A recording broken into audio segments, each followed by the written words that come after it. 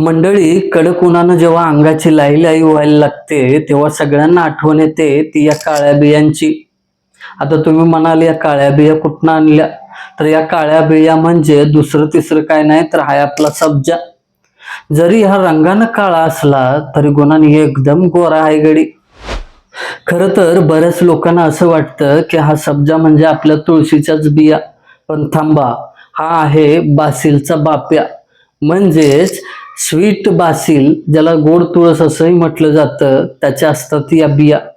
हा जर सब्जा आपण पाण्यात टाकला तर अगदी 5च मिनिटात पांढरा शुभ्र कोट घालून गडी तयारच.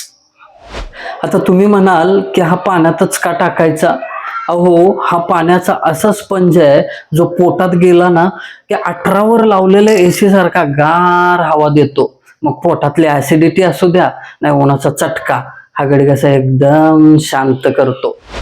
एकंदरीत हा सब्जा म्हणजे आपल्या पोटातल्या आगीवरचा फायर ब्रिगेडच म्हणा की.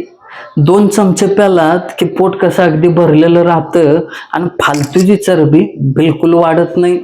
आणि हो, तुमची त्वचाही चमकते बरं का. त्यामुळं कोल्ड्रिंक फिल्ड्रिंकच्या नादाला बिलकुल लागायचं नाही. सब्जा प्यायचा आणि एकदम थंड राहायचं. काय म्हणताय, माहिती एकदम कडक वाटली ना? तर मग आपल्या चॅनलला शेअर बी करा आणि फॉलो बी करा. नमस्कार.